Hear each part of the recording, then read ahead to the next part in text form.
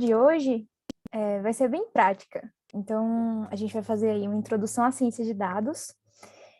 Na semana passada, eu falei para vocês um pouquinho sobre Big Data, né? Hoje a gente vai falar sobre ciência de dados, focando um pouquinho mais na parte de análise, etc.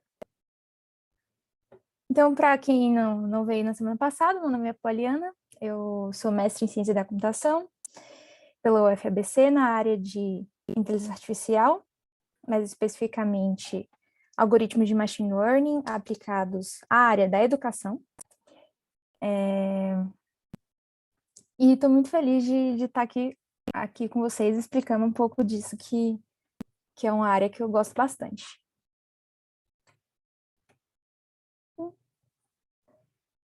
Então, a primeira parte da nossa aula vai consistir aí em explicar um pouquinho para vocês o que é ciência de dados e como a gente pode começar a trabalhar com dados, tá bom? E aí, de novo, qualquer dúvida, qualquer coisa que não ficou clara, por favor, podem me interromper a qualquer momento, eu abro o microfone, eu estou ouvindo o chat aqui. Essa aula vai ser um pace um pouquinho mais rápido, então se eu estiver muito rápido também, vocês me avisem, tá bom? Então, de novo, a aula é nossa.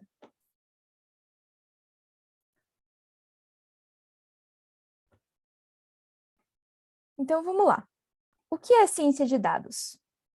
A ciência de dados é uma área que vai estudar os dados e extrair informações significativas para a empresa. Na semana passada, a gente viu exatamente isso, certo? A gente viu que os dados não servem para nada se eles não forem transformados em informações.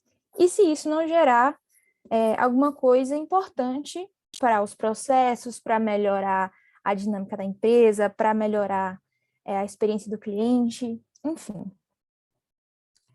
A ciência de dados envolve matemática e estatística de forma muito importante, porque para você interpretar os dados, você precisa de alguma ferramenta para poder descrevê-los, e aí que entra a matemática. A gente precisa da computação para poder realizar a programação, para interpretar os dados através do computador, né?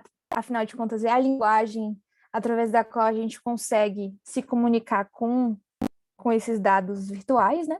E também o conhecimento de negócio, porque a gente precisa saber o que a gente está buscando naqueles dados para identificar a melhor forma de se comunicar com eles, né?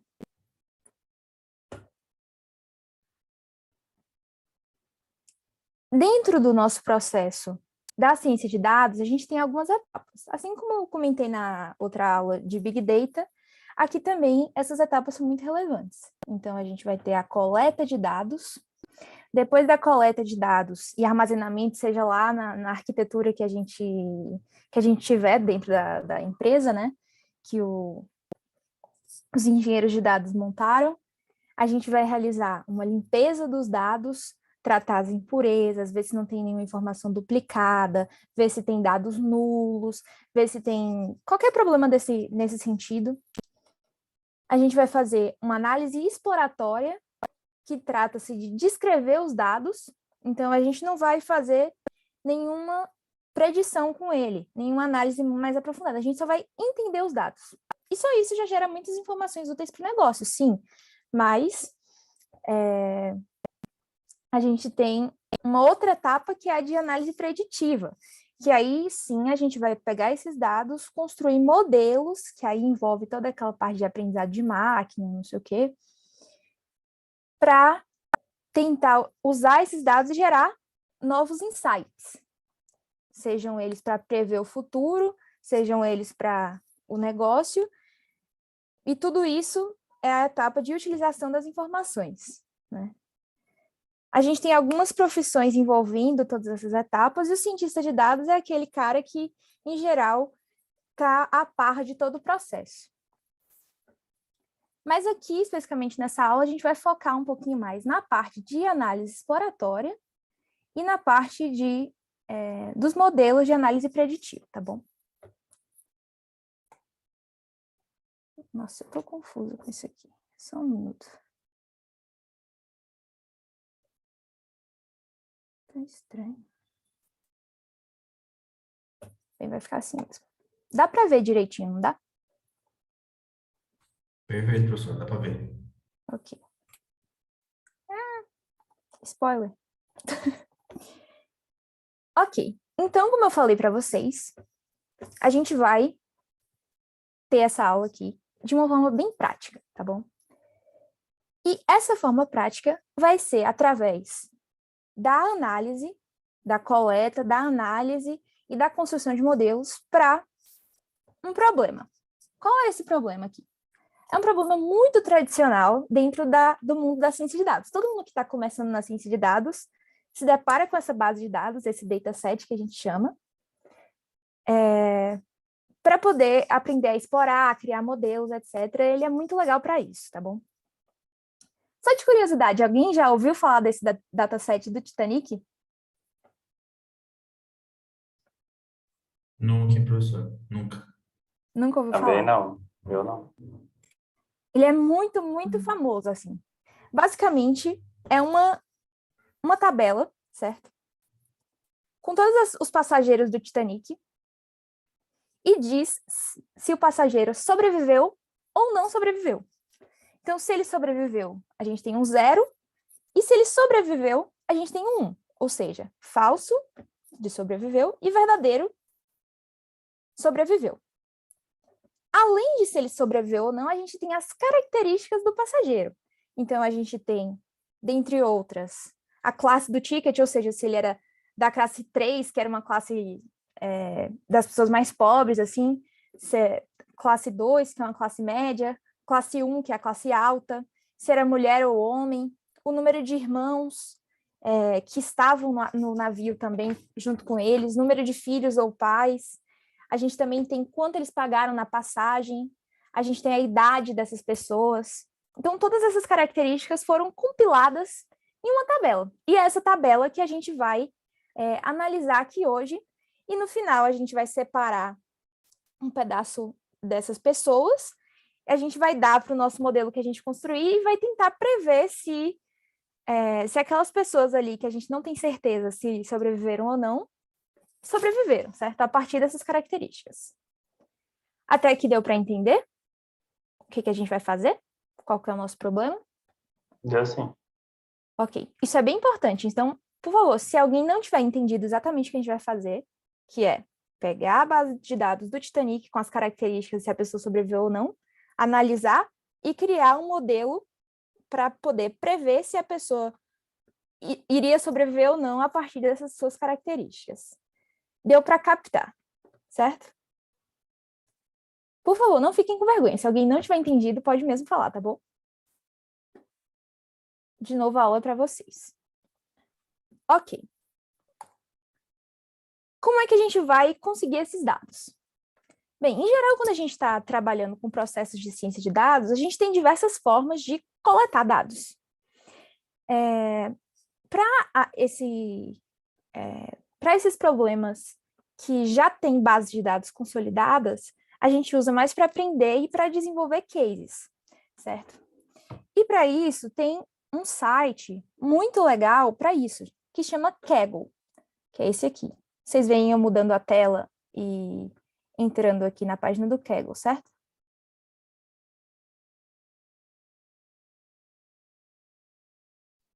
Sim, entrou. Ok, perfeito. Quer dizer, dá para ver. Certo, certo. Então, no Kaggle, a gente tem aqui um monte de bases de dados para serem trabalhadas. Então, bases de dados de doenças de esclerose múltipla, de modelos de carros, da prisão populacional nos Estados Unidos, de saúde, educação, artes, biologia, ciências sociais, enfim. Tudo que você puder imaginar, você tem aqui. E é bem legal porque isso estimula você a querer trabalhar mais com dados, né? Já que vai ter, com certeza, dados de alguma coisa que vocês se interessam, né? Então, eu fiz um trabalho uma vez com base de dados do top músicas do Spotify, foi super interessante.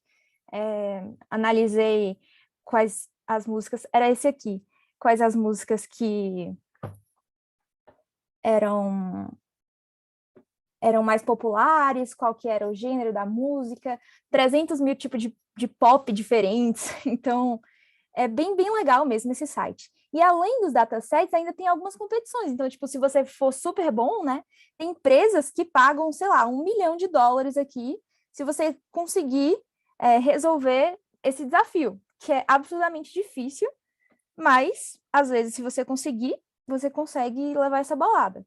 Fora que tem muita empresa que fica de olho, né, nos participantes dos desafios do Kaggle, e se você sair bem, às vezes você consegue alguma vaga em algum lugar.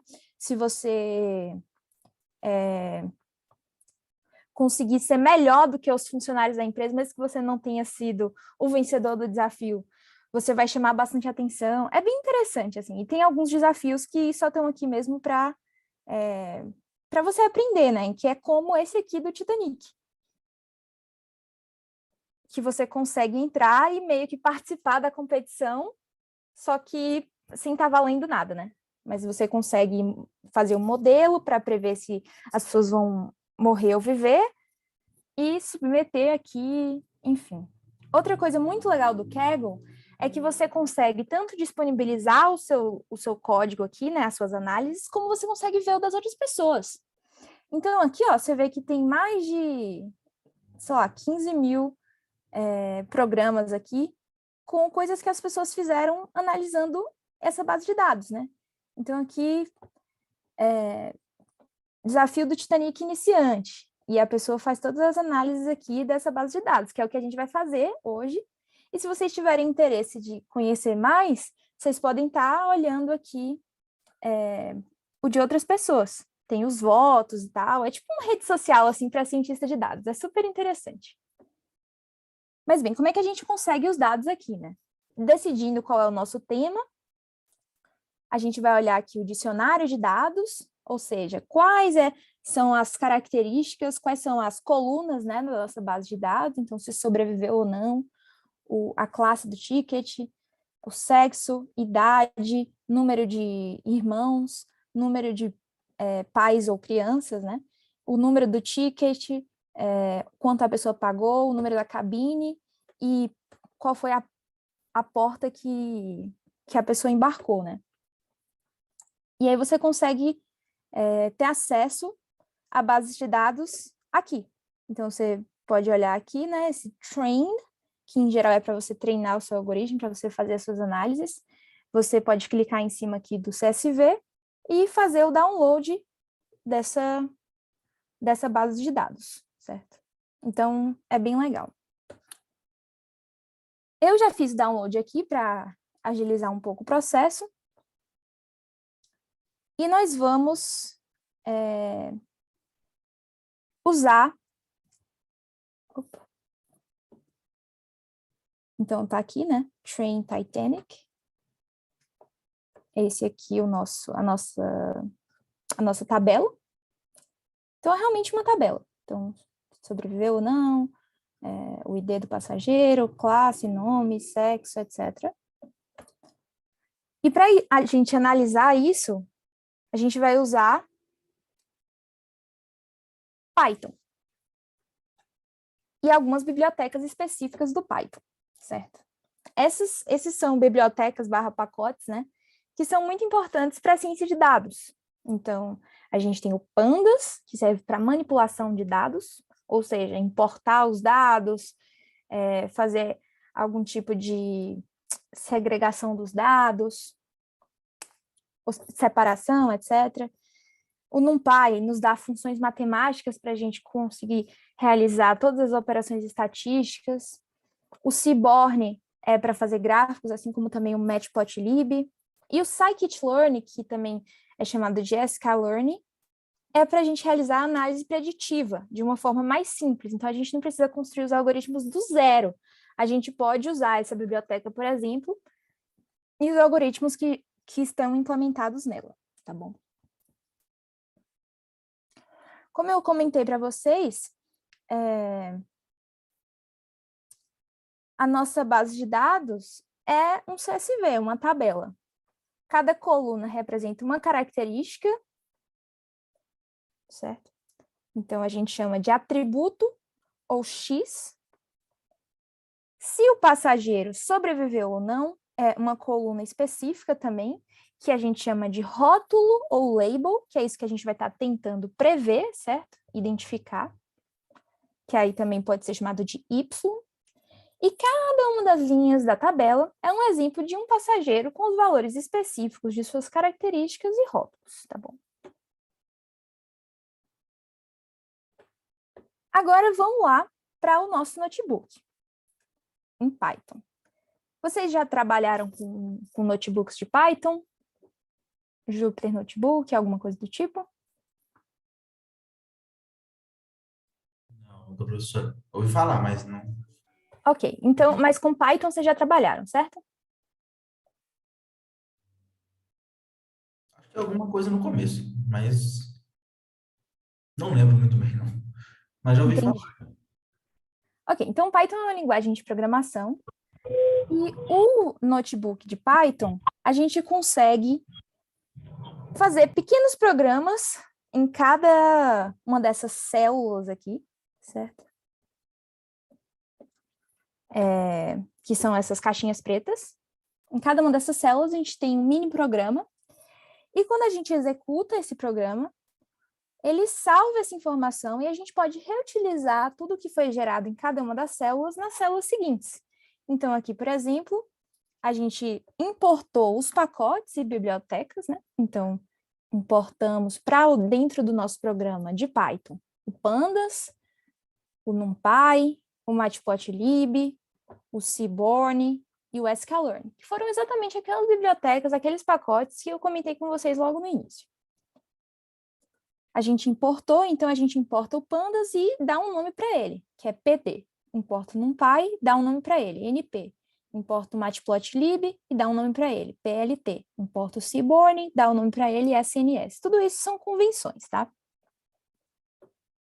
Para a gente ler o arquivo da base de dados, a gente usa o seguinte comando. Chama o pandas, né, que é pd, ponto, e aí a gente coloca uma função, read_csv, que é para ler o arquivo e trazer ele para dentro do nosso programa.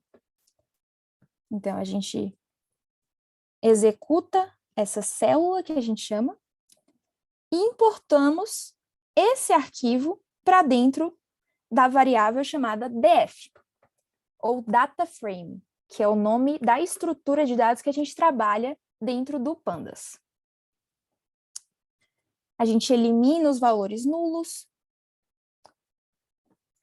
e podemos visualizar os valores do arquivo, né? Do nosso data frame, do nosso DF. Então, é df.head, que mostra os 5 primeiros valores desse arquivo. Então, o ID do passageiro, tal, que são as características, né?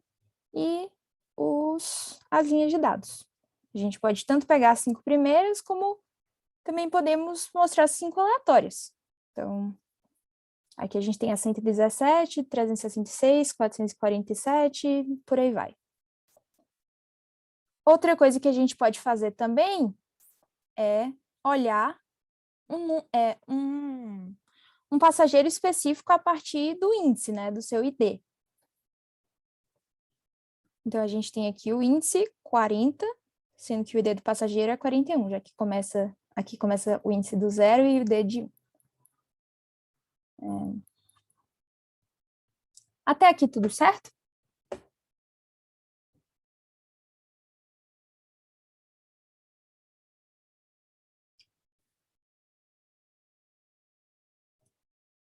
Certo, professor? Pode seguir. Pode seguir? Ok. Eu vou compartilhar com vocês esse notebook, né? Para vocês poderem acompanhar isso enquanto eu estou fazendo aqui. Se vocês quiserem também executar e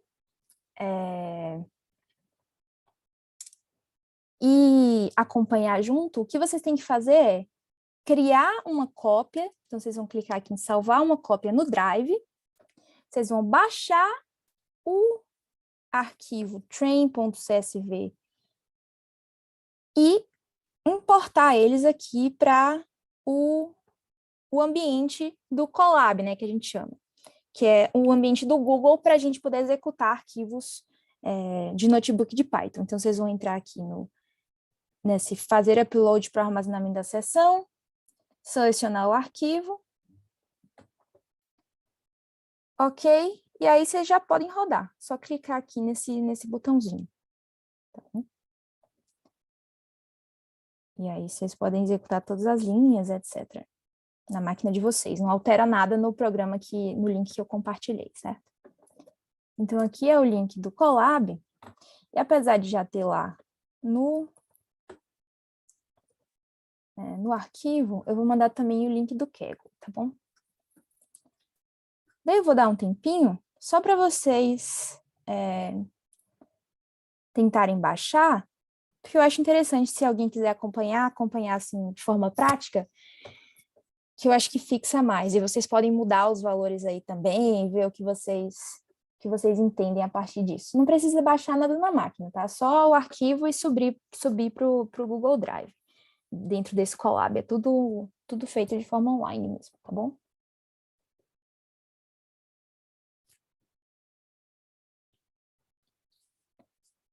Aí, gente, de novo, se tiver muito rápido, vocês me avisam, certo? Então, alguém vai tentar, tá tentando abrir aí o arquivo para poder executar na máquina? Só para eu saber se eu espero. Eu não vou conseguir abrir, professor, eu só vou acompanhar. Tudo bem.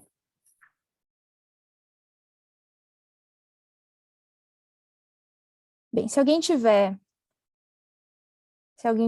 tentando executar e tal, pode tirar dúvida também sobre essa etapa, tá bom? Aqui é o mesmo notebook, só que dentro da minha máquina, certo?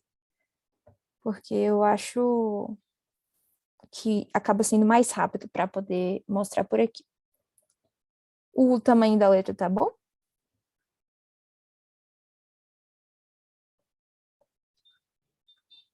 Tamanho do quê? Da letra, vocês conseguem Ah, ver? tá, dá para ver. Beleza. Então, para mim, eu consigo. Ok. Algumas outras coisas interessantes mostrar o tamanho da base de dados. Então, será que quantas linhas a gente tem? Quantas colunas a gente tem? Né? Então, a gente observa aqui que a gente tem 714 linhas, ou seja, são 714 passageiros, né? E quantos atributos a gente tem? Quantas características? 12.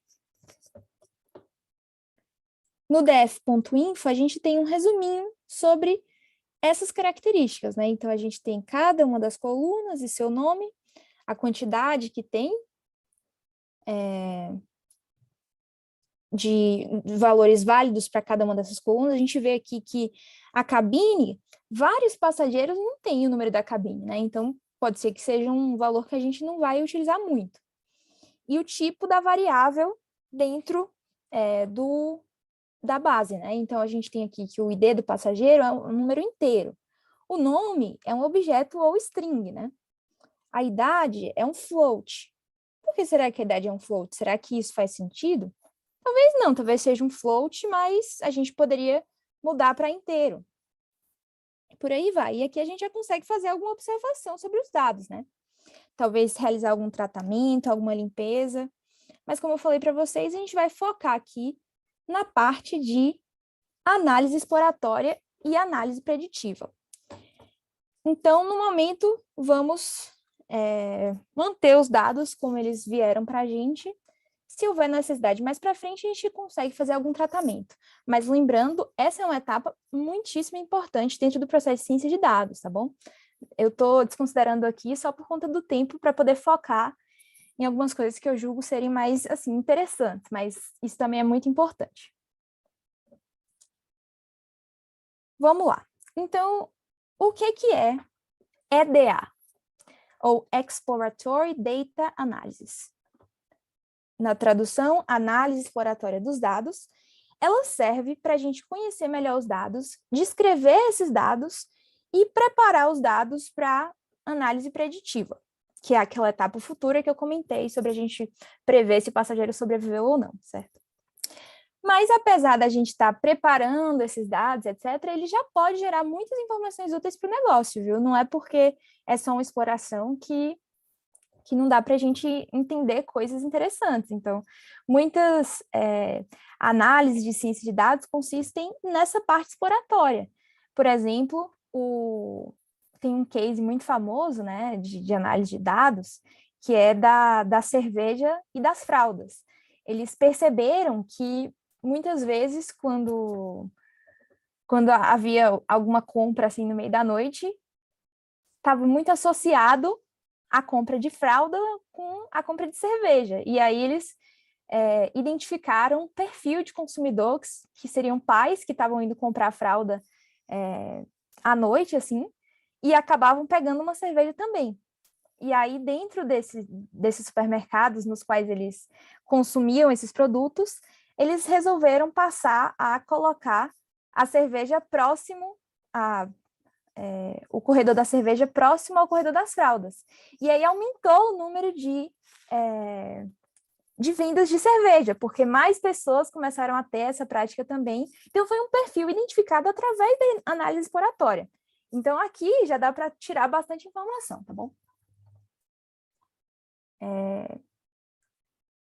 Então, a gente tem análise descritiva, ajuste das variáveis, detecção e tratamento de dados faltantes, identificação de dados atípicos, outliers, que chama, identificação entre correlação entre variáveis, que foi o exemplo que eu dei aqui para vocês. A gente tem algumas etapas, né, para isso. Então, a gente pode ver os atributos, fazer a análise de cada um dos atributos, ou análise univariada, que a gente chama, análises bivariadas ou multivariadas, em que a gente observa as relações entre as variáveis, análise de valores faltantes, análises de outliers, ou seja, valores que diferenciam muito do padrão, identificação de atributos que podem ser melhorados para análise preditiva, e depois a coleta dos insights, né? Como é que a gente faz todas essas etapas? Através de estatística, matemática e também de gráficos, certo? São duas ferramentas muito poderosas para a gente trabalhar aí dentro da análise exploratória. Mas por que a estatística? É muito difícil a gente entender os dados só olhando para os seus valores. Então, eu tenho aqui um monte de idades, certo? Então, imagina que isso aqui seja uma turma e essas sejam as idades dos alunos da turma. Então, 20, 21, 24, 18, 24, 25, 26, 26, 30, 24, 30... Enfim, é muito difícil a gente extrair qualquer tipo de informação só olhando para esses números, que são, acho que 15, sei lá, 12, alguma coisa assim.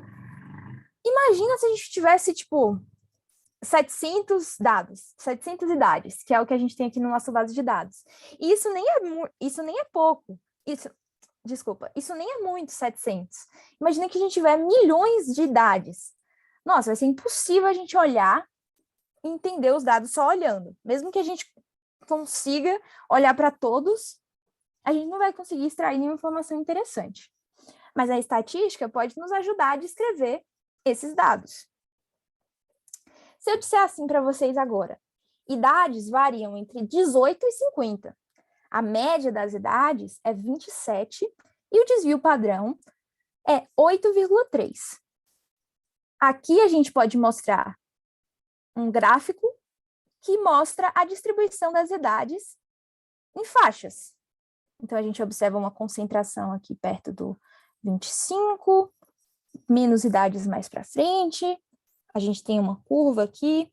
Ficou muito mais claro do que a gente só olhar para aqueles números aleatórios, certo? Quais são, então, algumas coisas da estatística que podem ser interessantes para a gente aprender aqui e analisar os dados? Bem, uma delas é identificar o menor e o maior valor de uma característica. Então, aqui, você só pode usar para um atributo. Então, univariado, ou seja, você pode identificar a idade, você pode identificar para o valor que a pessoa pagou, mas você não pode identificar para, por exemplo, a relação entre duas variáveis, né? Por isso a gente chama aqui de análise univariada. Menor e maior. Então, a gente vai pegar todos aqueles dados, vai identificar o menor valor e vai identificar o menor valor. Vamos vir aqui para o nosso notebook agora.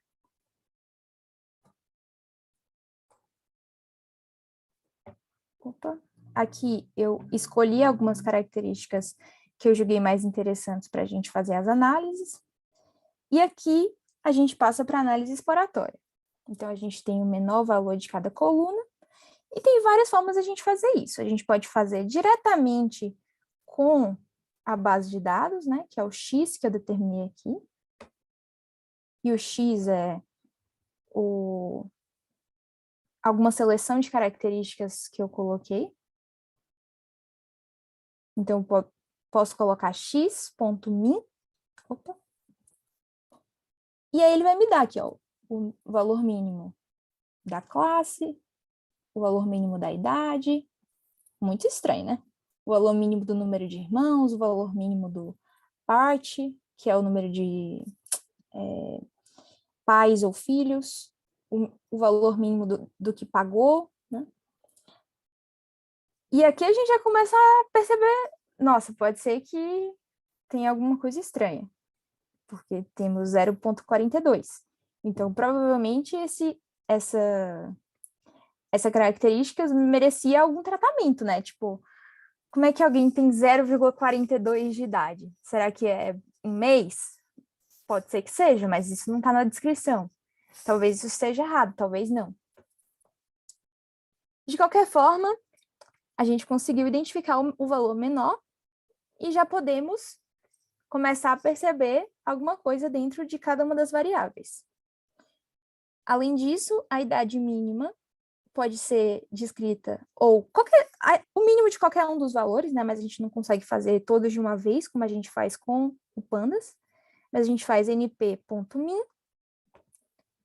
e dentro dele, a nossa lista, né? Então, que aqui df.age é uma lista das idades, tá bom? Além disso, para fazer isso na mão, a gente ordena as idades e pega o primeiro valor, de forma clara, assim, né? Então, se a gente colocar aqui o menor, a gente pode... Opa, desculpa. O ordenado, a gente pode ver aqui a lista, né? Então, começa com 0,42, 0,67, 0,75, por aí vai, até o maior valor. Que no caso seria 80 anos.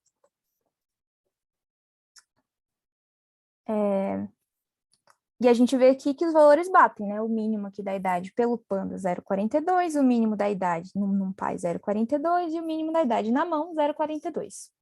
Então, é dessa forma que a gente consegue o valor mínimo. O valor máximo é exatamente a mesma coisa, só que com max. Então, a gente tem o dataset.max, então vai pegar o máximo do valor de todas as características. A idade máxima a gente pode determinar aqui com NumPy, com max. E da mesma forma, a gente ordena a lista de idades e pega o último. Com -1 aqui, a gente consegue pegar o último da lista de idades. E aí, exibimos aqui, né? Então, 80 anos foi a idade máxima lá dentro do Titanic. Ok. Vocês têm alguma dúvida? Alguma coisa assim? Tá muito rápido? Tá muito difícil de entender os exemplos? Como que tá para vocês? É importante eu ter esse feedback, porque assim eu consigo dosar melhor a aula, tá bom? Como é que tá para vocês aí? Tá dando para entender? Acompanhando, tá tranquilo, professora. Eu só vou rever depois para poder fazer no computador também, né? Passo a passo também. Perfeita. É que como é aula e corrida, às vezes não dá tempo de fazer tudo, né? Sim, verdade. Mas eu tô prestando atenção aqui. Beleza. Obrigada. Bem, além desse mínimo e máximo, né, que a gente consegue ver aí a região dentro da qual a nossa variável está, né, a nossa lista de informações, a gente tem medidas de tendência central. O que é isso? São medidas que indicam o meio do nosso exemplo, né, da nossa lista. Então, a média soma todos os valores e divide pela quantidade. Então, aqui nas idades, a gente consegue ver que 20 mais 21 mais 24 mais 18, enfim, dividido por 15, que é o número de idades que temos, e vai representar a média 27. Aqui na mediana, é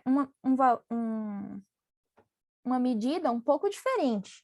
Ao invés de identificar qual é o valor que melhor representa aquela lista, a gente vai identificar o valor que está exatamente no meio da lista. Então, todos os valores, metade dos valores são menores do que a mediana e metade dos valores são maiores do que a mediana. Além disso, a gente tem a moda, que é um pouquinho menos utilizado, mas que representa o valor que mais aparece, né? Então, aqui no nosso caso, a gente vai contar quantas vezes a gente tem cada valor e vai determinar a moda dessa forma. No caso aqui, nessa lista de idades, é o 24. Como que a gente faz isso aqui no Python, né, com o nosso dataset?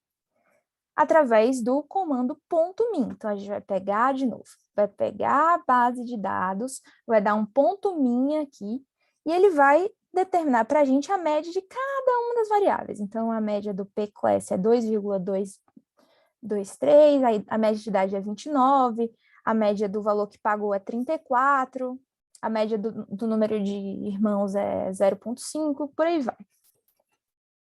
Como é que a gente faz para medir a média agora assim na mão, né?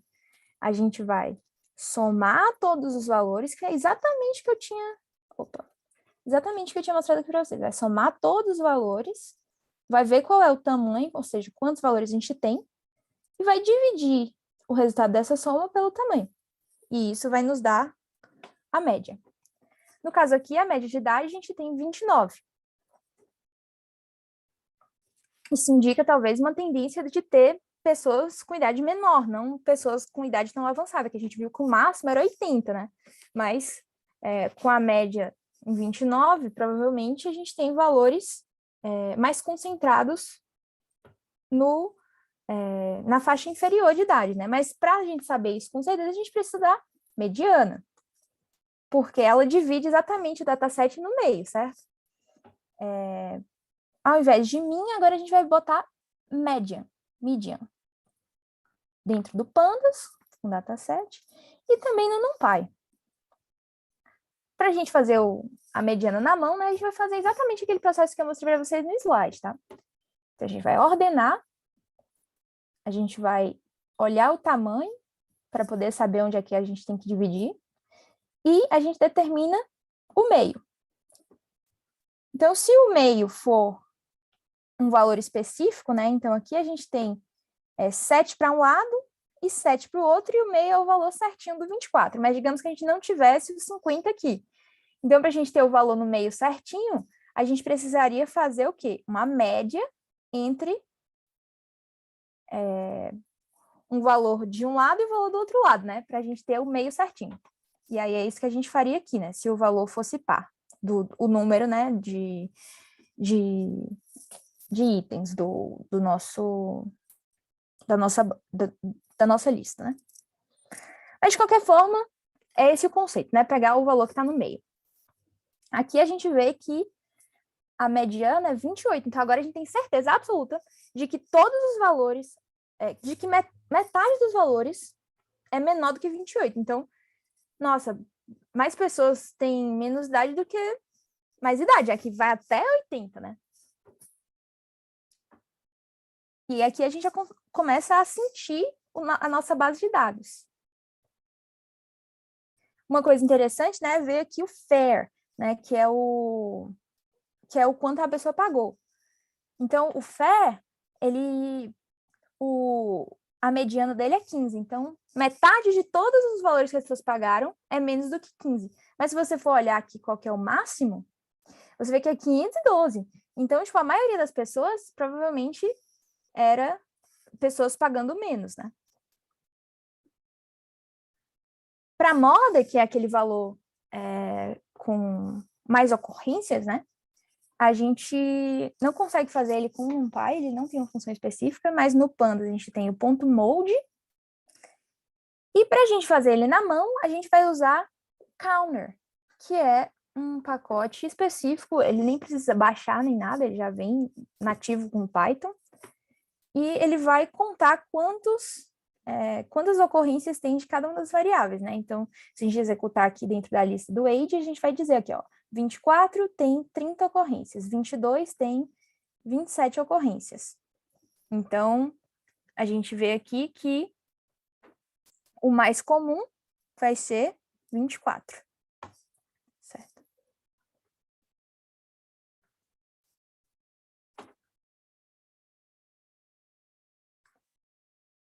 E aí, pessoal, até aqui tudo bem? Embolou a cabeça de vocês aí ou tá tranquilo? E, de novo, é muito importante esse feedback, tá? Se vocês não estiverem entendendo, eu posso voltar, eu posso explicar de novo. É melhor que a gente entenda uma parte do que não entender nada, né?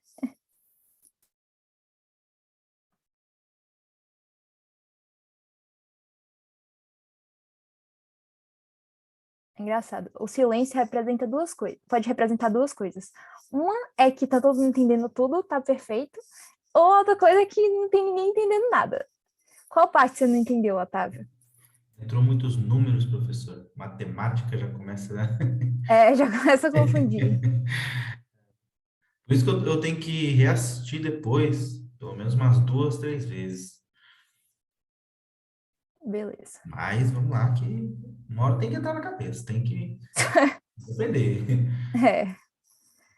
Ciência de dados, hoje em dia, pelo menos a introdução é Uhum. primordial, né? De modo geral. Então, tentando recapitular um pouco, né? Uma coisa muito importante para a gente entender os nossos dados, para a gente fazer ciência com esses dados, é a estatística. Por que a gente precisa da estatística? Porque a gente simplesmente olhando para os nossos números assim, aleatoriamente, a gente não entende absolutamente nada. Então, a gente precisa de algum jeito de descrever esses números. Esses números vão ser descritos com fórmulas matemáticas, com estatística, certo? Então, se a gente tiver várias idades aqui, a gente não vai entender. Se a gente disser, por exemplo, que as idades variam entre 18 e 50 e que a média é 27, e se eu mostrar esse gráfico aqui para você, que mostra uma concentração maior de valores aqui perto do 25, vai ser muito mais fácil de você entender qual é o perfil dessa turma do que você simplesmente olhar para esse monte de número, certo? Apesar de ainda serem números, e pode ser que fique um pouco confuso, é melhor do que você simplesmente olhar para, sei lá, milhões de números. Para isso, a gente usa a estatística. E a gente tem fórmulas da estatística, a gente tem etapas da estatística aí que vão ajudar a gente a compreender os dados. A gente tem o menor valor e o maior valor. A gente identifica qual é o range, né? Qual que é a faixa de valores que a nossa lista, os nossos valores estão compreendidos. A gente tem medidas de tendência central, que representam o meio dos nossos valores. Então, a média é um valor que representa a nossa lista como um todo, né? Então, se a gente disser assim, qual é o valor que melhor representa essa lista? 27, porque é a média. É o valor que melhor compreende todos esses valores, que melhor se posiciona de acordo com o que eles estão nos querendo dizer. A mediana, por outro lado, a gente tem que ordenar esses valores, e a mediana é o valor que fica exatamente no meio desses valores. Então, todos os valores, 50% dos valores, ou seja, metade dos valores dessa lista são menores do que a mediana, e metade são maiores do que a mediana. Já a moda é o valor mais comum dessa nossa lista. O que é essa lista, né? Numa base de dados. Então, a gente olhou aqui a base de dados do Titanic, que a gente tem as nossas características, os nossos atributos, né? E aí, por exemplo, o atributo idade, como é que a gente consegue descrever? Então, a gente pode pegar especificamente o nosso atributo idade. Opa, desculpa, gente. Que aqui é uma lista, tá vendo? Com vários valores, e fazer todas as operações em cima dele. E a gente viu aqui embaixo, né, que o valor mínimo da idade é 0,42, talvez uma pessoa recém-nascida, alguma coisa do tipo. O valor máximo é uma pessoa de 80 anos. A média, que é o valor que melhor representa essa nossa lista de idades, né, todas essas idades dos passageiros, é 29. Já a mediana, que divide essas idades na metade, é 28. Então, metade dos passageiros tem idade menor do que 28 anos. E metade tem idade maior do que 28 anos. Já a moda é aquele valor mais comum. Então, o maior número de passageiros tem 24 anos. Deu para fazer um resuminho aí? Deu para, captar um pouquinho melhor? Eu posso repetir. Ficou mais claro? Ah, que bom. Obrigada por perguntar.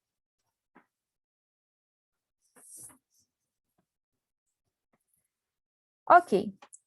Continuando aqui, a gente tem quartis e percentis. Então, os quartis e percentis, eles são muito ligados com a mediana. Se você observar, a mediana é o 50% percentil, ou quartil 2, que a gente chama. Pergunta de modo geral, por que dados tem que ser assim?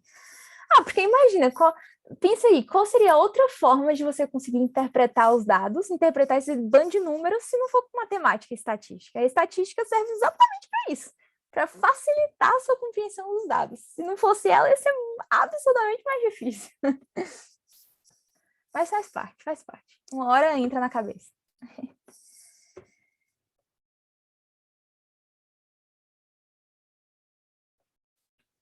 Bem, ok. Então, a mediana, ele é o Q2, quartil 2. Ele divide os dados na metade. Então, metade dos valores são menores e metade dos valores são maiores. A gente tem também o 25% percentil. Dá para você chutar o que é, né? O 25% percentil. Basicamente, metade dos dados, 25% dos dados são menores do que esse valor e o resto é maior. Então, 75% dos dados são maiores. Então, aqui diz que 25% dos dados são menores do que 21%. Já o 75% percentil é aquilo que 75% dos dados são menores do que o 75% percentil, ou quartil 3. É muito interessante esse exemplo aqui, né? Porque muitas vezes você fala, não, fulano ficou no 95% percentil das notas da faculdade. Significa que ele foi muito bem, porque 95% das pessoas foram piores do que ele naquelas notas, certo?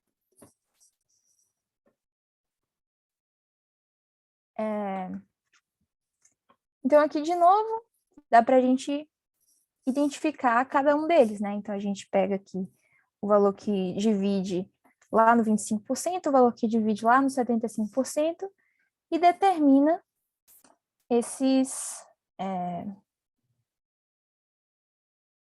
valores, né?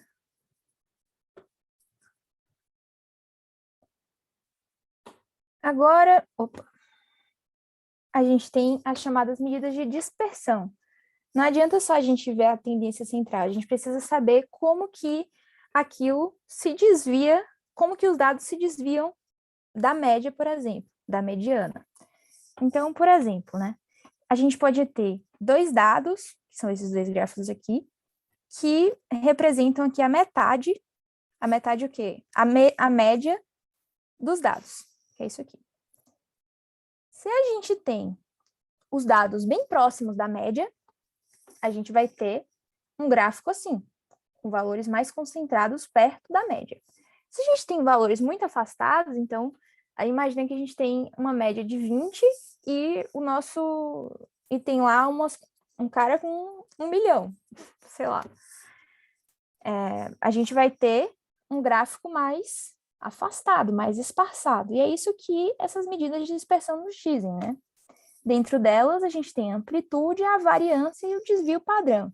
E eu coloquei aqui uma fórmula do desvio padrão para vocês, mas o importante de entender é que se a gente tiver um desvio padrão grande, significa que os dados estão mais afastados da média. Se a gente tiver um desvio padrão pequeno, significa que os dados estão mais próximos da média.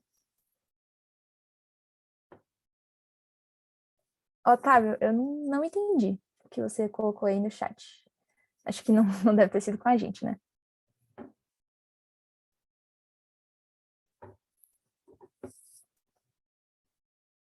Então, essa é a ideia das medidas de dispersão. E aí vocês podem fazer aqui, né? Variância. Aplicando a fórmula direta, né? Desvio padrão.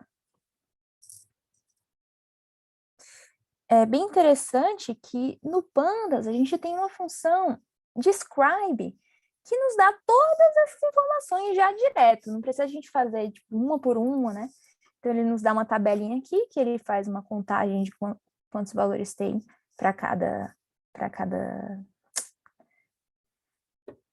atributo, né? Para cada coluna. A gente tem a média de cada um. A gente tem o desvio padrão de cada um, que é aquela medida de dispersão que eu comentei agora. A gente tem o valor mínimo, o 25% percentil, o 50% percentil, que é a mediana, o 75% percentil e o valor máximo. Então, a gente tem tudo aqui dentro de uma tabelinha. E aqui a gente já consegue olhar para isso e extrair algumas informações, tá bom?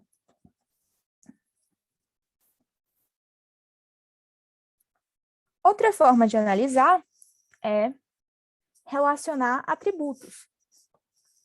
Essas relações são feitas através de duas formulazinhas aí chamadas covariância e correlação. A correlação é a mais usada. Então, se os dados, dois atributos, eles tendem a crescer juntos, eles têm uma correlação positiva. Se um cresce enquanto um decresce, eles têm uma correlação negativa. Se eles estão espalhados aleatoriamente aqui, sem nenhuma relação aparente, a gente diz que eles não têm correlação. Então, aqui a gente pode ver uma correlação positiva forte, ou seja, todos estão bem alinhadinhos, né? Parece que quanto mais esse aqui cresce, mais esse aqui cresce. Uma correlação positiva mais fraca, os dados estão mais espaçados, mas ainda dá para ver algum tipo de padrão. Já na negativa forte, enquanto um cresce, o outro decresce. E o sem correlação é tudo mais espalhado, né? Aqui a gente consegue ver os valores específicos dessa correlação, né? Então, a gente vê aqui que, por exemplo, a própria variável a variável e ela mesma tem correlação forte 1, porque é exatamente o mesmo valor.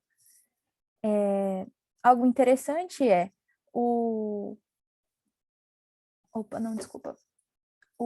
P-class e o fair, eles têm uma correlação negativa forte, que é de 0,73, ou seja, isso indo de 0 a 1. Por que isso? Bem, se a pessoa pagou mais, provavelmente ela tem uma classe melhor, né, que é 1. Então, quanto mais o fair cresce, mais o P-class decresce, né? Então, o 1 é a classe melhor, e se a pessoa pagou mais, ela provavelmente vai ficar nessa. Por isso aqui a correlação é grande. Mas, aparentemente, a classe não tem nada a ver com o número de irmãos que a pessoa tem, já que isso aqui é um valor muito próximo de 0. Certo?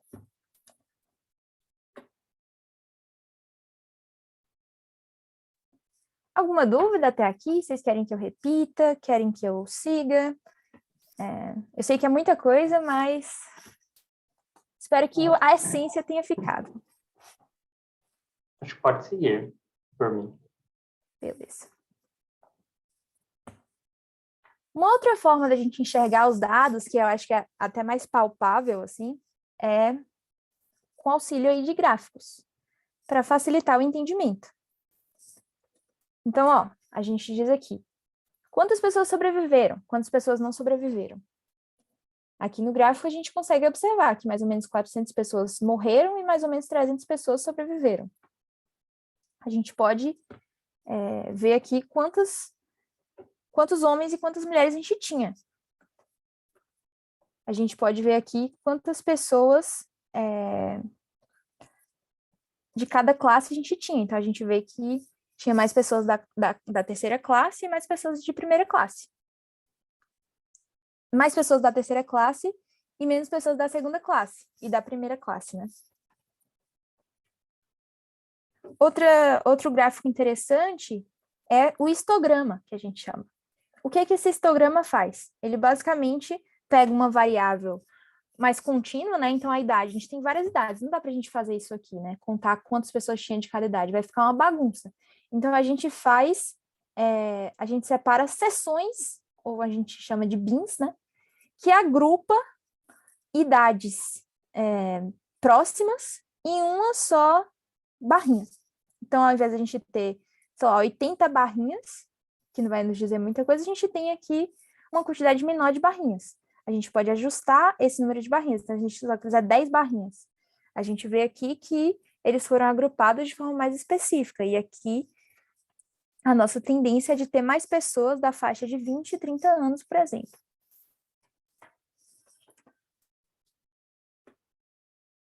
Dá para a gente criar gráficos também, mostrando um pouco sobre a relação entre variáveis.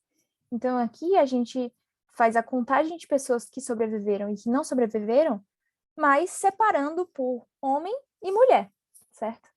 Então, a gente percebe aqui claramente que a maior parte dos homens morreram e a maior parte das mulheres sobreviveram, o que é uma discrepância bem grande. Então, a gente já pode imaginar, olha, essa variável pode ser que seja útil, porque para a gente na hora da predição, porque claramente, tipo, se você for mulher, você provavelmente tem uma chance maior de sobreviver através dessa nossa observação aqui nesse gráfico. Tem alguns outros gráficos muito interessantes. Então, tem um que a gente chama de box plot.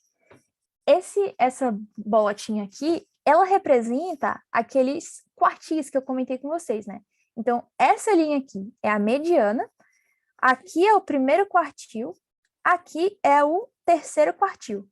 Então, aqui é a faixa interquartil, e esses aqui são outliers, ou seja, valores que não se enquadram dentro do nosso padrão de quartil aqui. O que é que essa bolotinha nos diz? Ela se centraliza, ela está mais presente na faixa que tem maior concentração de pessoas, tá bom?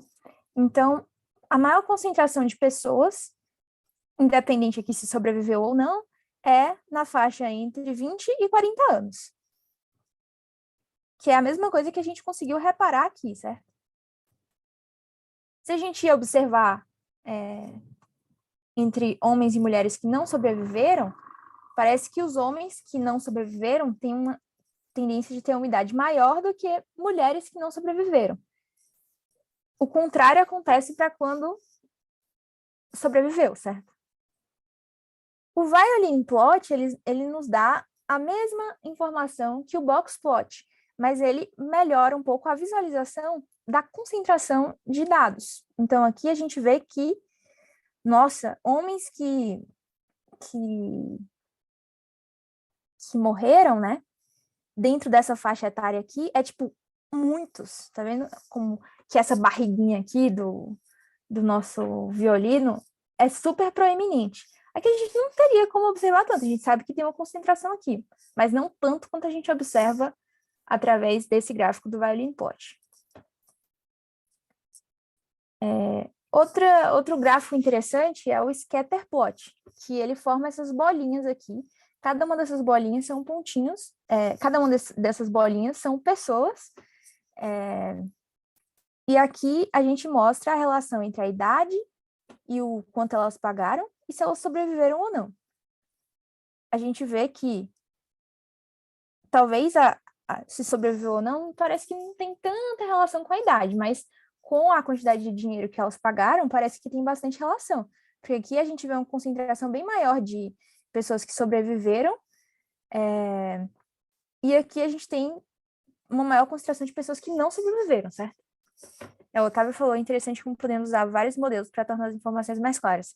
Sim, é bem verdade, assim, tem, tipo, uma imensidão de tipos de gráficos diferentes, de estatísticas diferentes, que você pode ajudar a descrever os gráficos, as informações. Vocês lembram daquela medida de correlação que eu comentei? Aqui a gente pode transformar ela em gráfico. Então, ao invés de a gente ter só os numerozinhos, a gente tem aqui uma distribuição de cores. Então, quanto mais forte a cor, mais próximo de uma correlação positiva forte ele está. Então, aqui a gente tem o nosso 1, né? Que claramente é uma correlação 100%. E aqui a gente vê que mais próximos do -1 é mais próximos do branco. Então, o P-class e o fair, a gente vê que é bem clarinho aqui, tá vendo? A gente observa aqui o sex female e o sex male. O que é isso? O sex male se a mulher tem true e se a homem tem false. No sex male é o contrário. A gente faz isso para ajudar na predição. Mas eles são basicamente características completamente opostas, por isso que ele tem o -1 aqui na correlação. E aqui é muito mais fácil de visualizar do que se a gente tiver só os números, né? E a gente tem vários gradientes aqui que dá para colocar, né? Para visualizar melhor. Um outro gráfico é o bar plot, que ele faz aquela mesma coisa de agrupar dentro de barrinhas, né? E aqui ele faz a média. Então, a média de homens da classe 1 que sobreviveram é 0,4, ou seja, 40% de homens da classe 1 sobreviveram.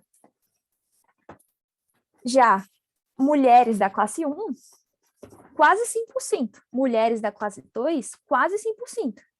Então, nossa, é bem diferente dos homens aqui, né? Então, apesar de você ter uma chance maior de sobreviver na classe 1, se você for mulher, é muito maior. Provavelmente o que deve ter acontecido os homens foram deixando os espaços para as mulheres que foram com as crianças, por exemplo. Uma hipótese. Mas, enfim, através desses gráficos, a gente consegue observar muitas coisas, assim como utilizando a estatística, né? Você vê que nos gráficos a gente usa a estatística, mas a gente mostra isso de uma forma mais clara. Mas todos esses gráficos aqui precisam de estatística, né? Alguma dúvida, gente? Quer que eu repita alguma parte? Não. Não. Alguém? Não precisa ficar com vergonha. Tranquilo, professora. Quê? Tranquilo. Beleza. Vocês querem dar uma paradinha, 5 minutos para beber água? Pode ser, professor. Beleza. E aí, quando a gente voltar, a gente vai para análise preditiva. Eu não vou sair, eu não vou ficar por aqui. Então, se alguém quiser conversar, eu tô aqui, mais 5 minutinhos. Então, a gente volta 8h26. Poliana, eu gostaria de fazer uma pergunta. Diga. No caso, eu estava vendo que assim, os gráficos e todas as funções, elas demandam várias linhas de código e tudo mais. Esses códigos, com o tempo, a gente consegue memorizá-los, essas linhas de digitação, ou isso não acontece? A gente aprende a usar a função e usa bibliotecas para consultá-las, ou a gente acaba decorando com o tempo? Em geral, é mais comum a gente usar a biblioteca, assim. Eu coloquei diversas formas de fazer, né? Você continua vendo a minha tela? Só para confirmar. Sim, continua. Então, aqui, né, no código, se você reparar... Desculpa. Então, para fazer a média, né? Só isso aqui, a gente faz a média. Essa é uma forma de fazer a média. Né? Você pega o dataset e coloca min. você sabendo que existe a média e você sabendo como usar a média, mesmo que você não saiba qual é a função para aquilo, você vem aqui e pergunta, média pandas. Como obter a média na coluna do data frame usando df.min, que é exatamente o que a gente tem aqui. Então é bem tranquilo, assim, você não precisa decorar tudo, sabe? Em geral, com a prática, você vai acabando memorizando algumas coisas, até porque as funções têm alguns nomes muito palpáveis, assim, né? Que min é literalmente a tradução de média para inglês. Isso aqui é só por fins didáticos mesmo que eu coloquei, viu? Em geral, você não vai fazer a média na mão, não. Você vai usar ou pandas mesmo ou NumPy, que é quando você quer fazer um mais específico, assim, do age. Ainda bem, né, professor? Nossa, imagina fazer na mão isso aí. Nossa, Imagina. tô Mas é louco. importante compreender, sabe? Tipo, o que é que tá querendo dizer. Não adianta você também, tipo, meter um monte de código lá e não saber o que tá por trás. Por isso que eu sempre acho importante trazer a forma como é feito mesmo, assim, na mão, para vocês compreenderem, viu? Sim. Muito Mas obrigado precisa pelo gravar, não. esclarecimento. Imagina. Aí depois vocês vão se familiarizando com isso, né? Professor, tem algum certificadozinho aí nessa área para quem está entrando na área, que seja grátis? Vixe, grátis eu não conheço, viu? Infelizmente. Eu, sinceramente, eu não sou muito assim das certificações, não, viu? Eu, pessoalmente, só tenho uma certificação, que é de o AI Fundamentals lá da Microsoft, mas foi porque eu ganhei, assim, eu não saio correndo atrás disso, não, porque eu acho que nessa área não é muito importante. Eu acho que o mais importante é você montar um portfólio legal, sabe? Você ter um GitHub lá, com algumas análises de coisas que você fizer no Kaggle. Então, imagina, você pega aqui o dataset do Titanic e você faz essa análise, igual que eu fiz aí. E aí você coloca uma explicaçãozinha. Ah, através disso eu identifiquei que as idades das pessoas têm uma tendência de serem ali perto dos 25. Eu identifiquei aqui que a maior parte das pessoas é da terceira classe. E aí você coloca isso no GitHub. Então, sei lá, eu vou pegar aqui. O meu GitHub também não tem muita coisa, não, viu? Mas Professor, eu não vou. sabia que servia, tipo, análise de dados no GitHub. Sim, sim, exatamente isso aí. O Python, né, o notebook, né? Você consegue colocar aqui. Então, aqui foi aquele do Spotify que eu comentei com vocês que eu tinha feito. É que eu acho que ficou bem legal, então dá para mostrar aqui. Então, qual o gênero e artista mais tocado? Qual a preferência da música das pessoas? Qual a faixa mais escutada? Enfim. E aí aqui, né, tem uma análise. Eu importei a base de dados, vi as informações, tudo que a gente fez aí agora com o Titanic, mas com a base de dados do Spotify, as características, as colunas, né? As músicas, a informação da base de dados, ver se tinha linhas duplicadas, número de valores únicos de cada atributo, aquela descrição estatística, né, para cada coisa. E aí, respondendo as perguntas, qual o gênero e o artista mais tocados? E aí foi uma questão de elencar, contar quantas tinham de cada um, e para isso a gente usa uma função, value counts. E aí eu diz aqui que é igual aquele counter, né? Dance pop 361.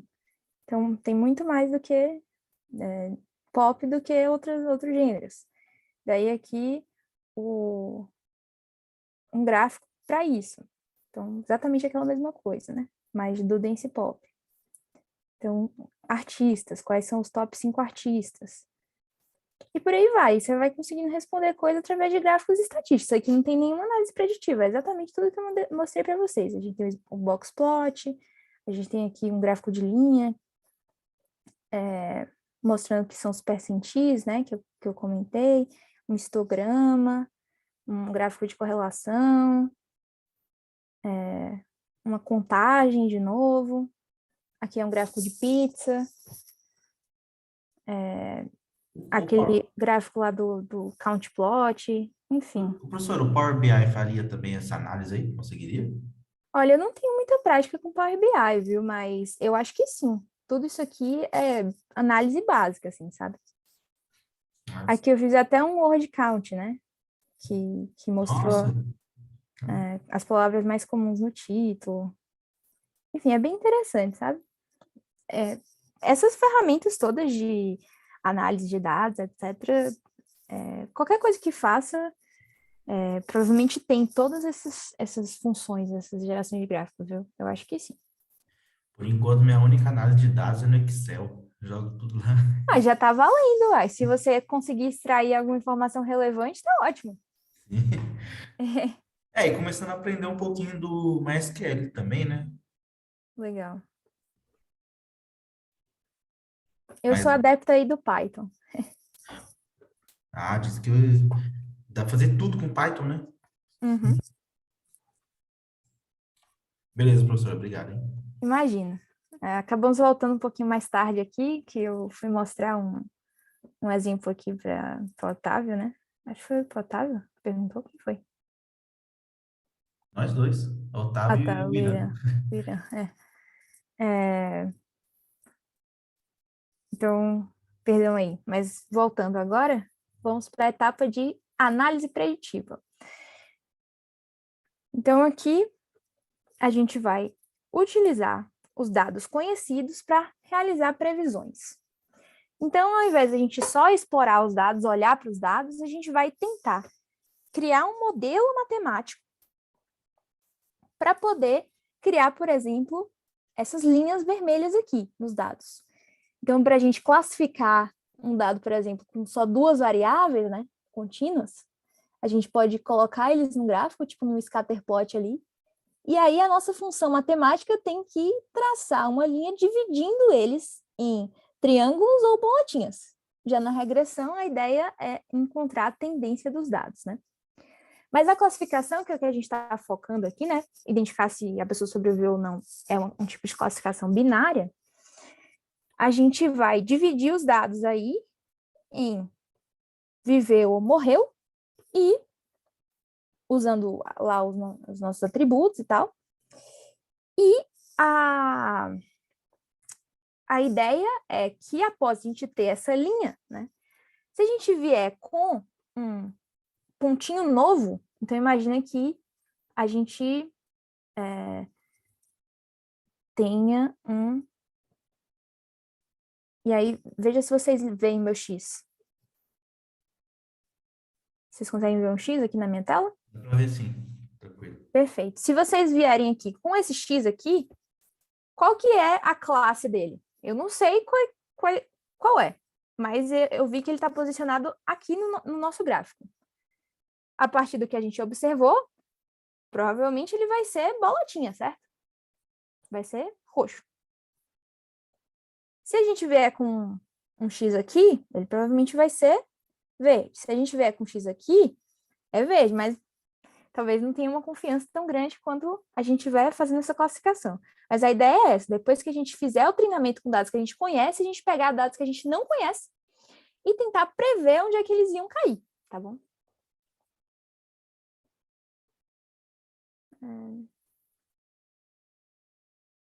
Essa é a tarefa de classificação.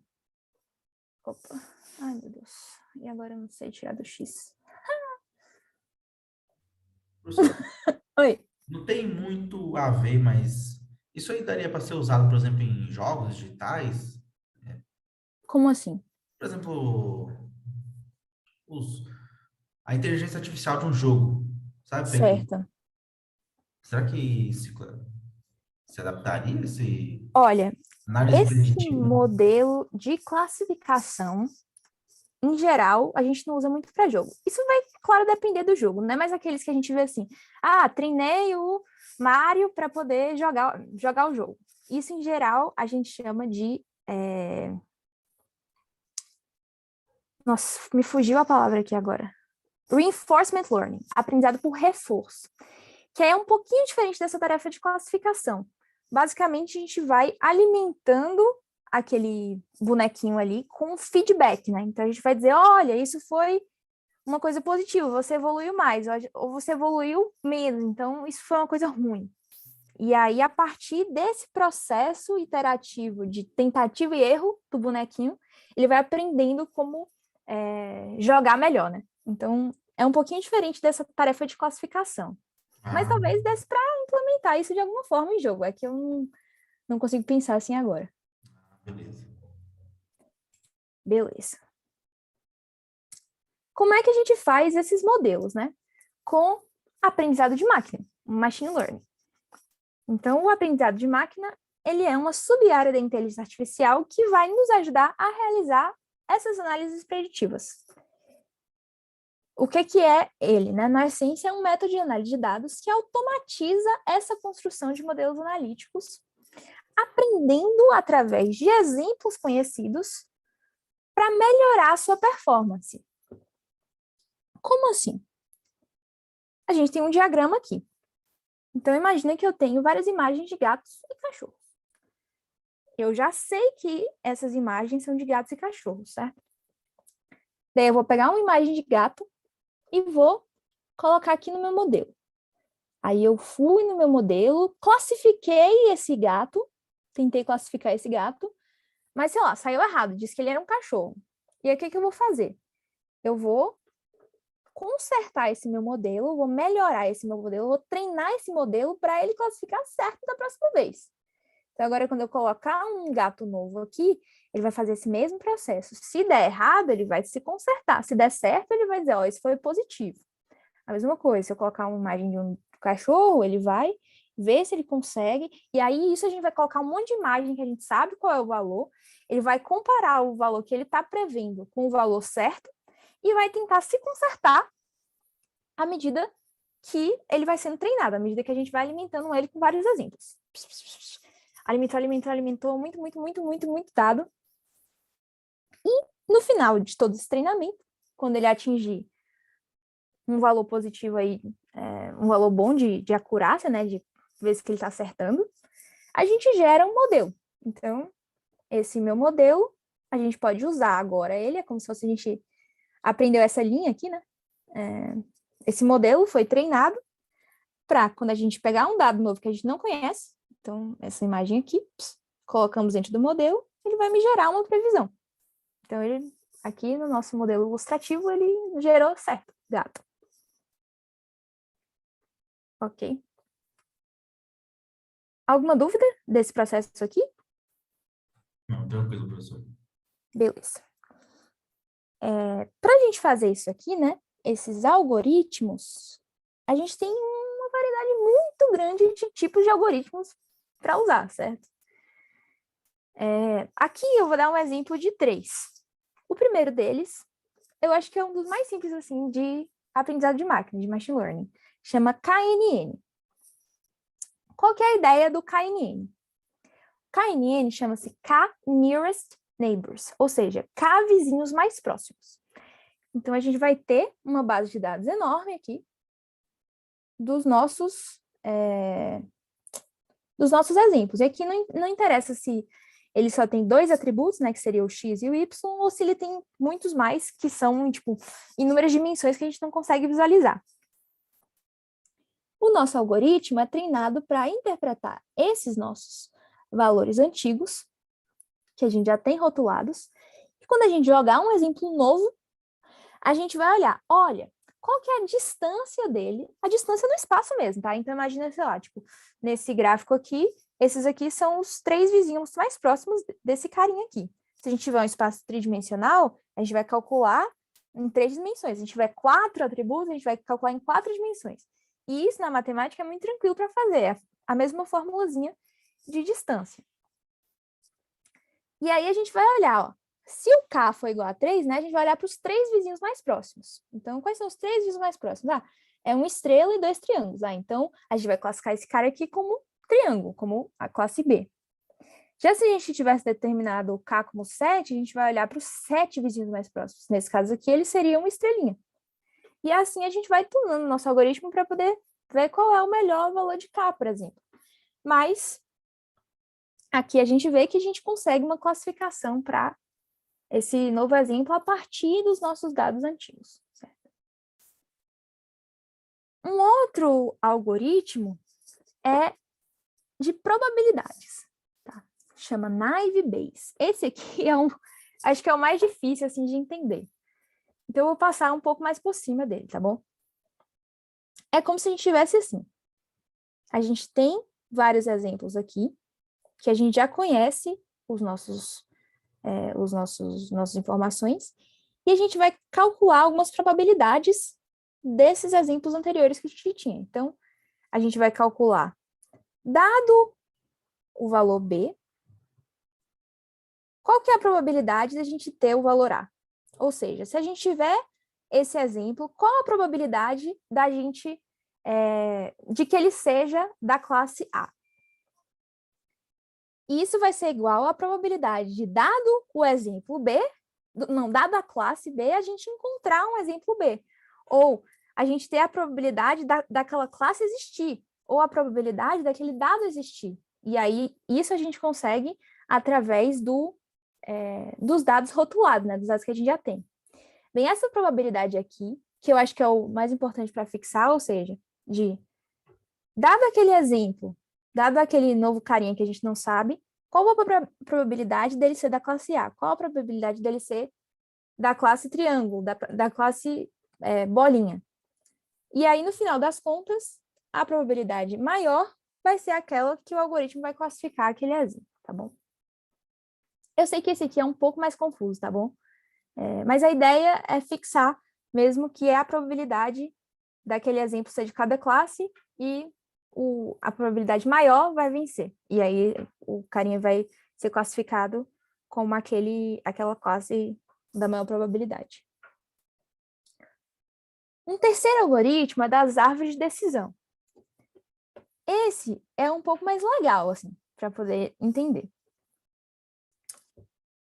Basicamente, ele é composto por regras, ou perguntinhas, assim. Então, digamos que eu seja convidada para uma festa. A primeira pergunta que eu me faço é, será que eu tenho compromisso no dia? Se eu tiver compromisso, eu já falo, não vou. Se eu não tiver compromisso, aí eu tenho que analisar de novo. Daí eu pergunto, será que eu vou estar na cidade? Pode ser que eu não tenha nada, mas que eu não esteja, né? Não esteja no lugar. Se eu não estiver na cidade, não vou. Se eu estiver na cidade, eu vou ter que analisar de novo. Aí eu pergunto, eu tenho dinheiro? Se eu não tiver dinheiro, talvez eu ainda possa ir, né? Mas aí isso vai depender da distância. Se for perto, eu vou. Se não for perto, eu não vou. Já se eu tiver dinheiro, vai tudo depender do clima. Então, tá chovendo. Se tiver chovendo, eu não vou. Se não tiver chovendo, eu vou. Isso é o que a gente chama de árvore de decisão. Como é que ela funciona? Através do conceito de entropia. Ou seja, o quão a gente está incerto de classificar aqueles dados, certo? Como assim? Imagina que a gente tenha todos aqueles dados do Titanic, né? De todos aqueles passageiros. Então, aqui a gente tem todos os passageiros. Imagina que a gente tem isso aqui e se eu tivesse que chutar se o passageiro sobreviveu ou não, provavelmente eu iria muito mal. Porque, apesar de ter mais passageiros que morreram do que não morreram, ainda é bem ruim, né? Tipo, se eu simplesmente chutar, a chance de eu errar é muito grande. Isso aí é um nível de incerteza grande, ou seja, uma entropia grande. Como é que a gente faz, então, para diminuir essa entropia? Fazendo alguma pergunta para algum atributo para dividir os dados e reduzir essa incerteza. Então, talvez aqui, a gente gere uma regra. Como assim? Eu posso dizer, a gente tinha visto lá, né, que se era mulher ou homem, podia ser uma característica interessante. Então, a gente viu que se for mulher, ele tem uma maior chance de sobreviver. Então, se a gente perguntar aqui, ao invés de ser, tem um compromisso no dia, eu posso dizer assim, é mulher? Se for mulher, eu vou chutar que ele sobreviveu. Se não for mulher, ou seja, se for homem, eu vou chutar que ele não sobreviveu. Nossa, aí já começa a melhorar o nosso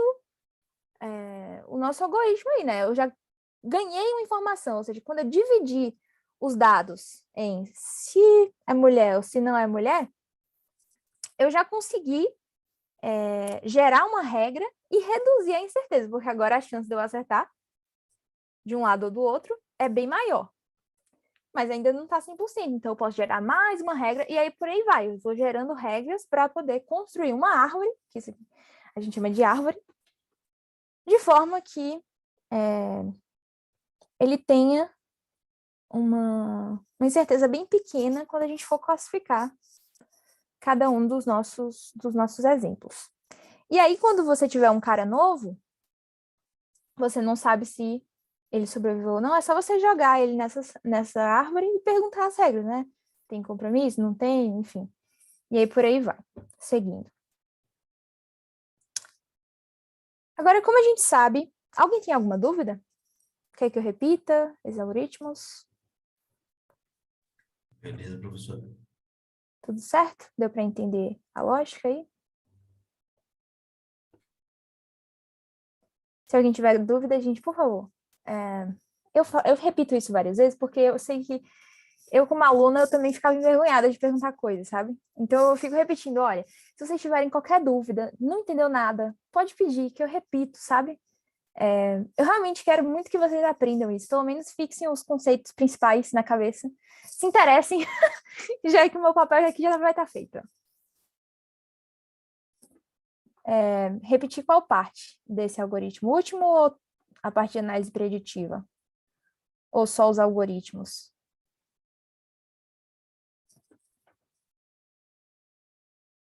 O último. Ok. Então, como é que funciona a árvore de decisão? A gente vai criar regras que dividem os dados, certo? E ajudam a gente a classificar os dados com maior certeza. Como assim? Por exemplo, se eu vou fugir aqui do exemplo do Titanic e vou para esse exemplo aqui se eu vou ou não para uma festa, sei lá. Imagina que eu tenha uma tabela enorme sobre todas as vezes que eu fui ou não fui para uma festa. Então, eu tenho todas essas informações, né? Se eu tinha compromisso, se eu não tinha, se eu estava na cidade, se estava chovendo, se eu estava com dinheiro, se ele era perto ou não era perto, né? Tudo isso, imagina, montado aqui numa tabelinha.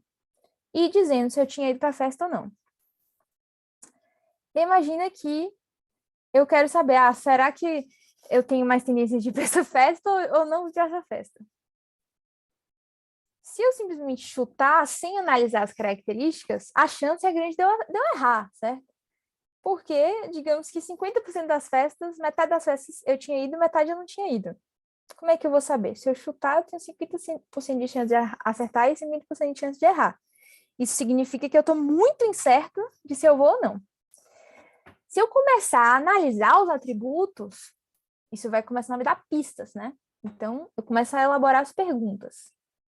Eu posso usar o atributo de compromisso porque me parece que quando ela tem compromisso, a maior parte das vezes ela não vai. Grande maioria das vezes. Então, se eu perguntar isso e dizer que ela não vai, eu vou ter quase certeza de que ela não vai, de que está correto, de que essa incerteza foi reduzida bastante. Já se ela não tiver compromisso no dia, eu ainda tenho uma incerteza grande. Às vezes ela vai, às vezes ela não vai, mesmo que ela não tenha compromisso. E aí eu gero mais perguntas. Então, eu pego agora o atributo de viagem. Se estava viajando ou se não estava viajando. Se estava na cidade ou não estava na cidade. Se ela não estava na cidade, a grande maioria das vezes ela não ia. Então, dá para eu já classificar aqui que não vai. Porque a minha incerteza, a minha entropia é bem baixa. Se a minha entropia, se a minha incerteza é muito alta, eu faço uma pergunta nova, através de outro atributo. No nosso exemplo do Titanic, a gente pode, da mesma forma, fazer isso. Se a gente tentar classificar aqui se a pessoa sobreviveu ou não aleatoriamente, a gente não vai conseguir ter sucesso. Mas se por acaso a gente criar uma regra que pergunta se é mulher ou homem, como a gente viu aqui no nosso gráfico... Opa, desculpa, gente.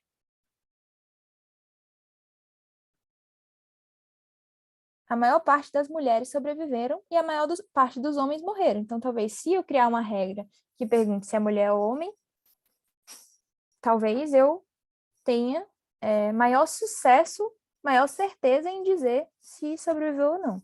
Mas talvez não tenha ainda. Eu posso dividir e posso criar mais regras em sequência para ajudar a classificar melhor. Não sei se esclareceu, se alguém quer ajudar a explicar.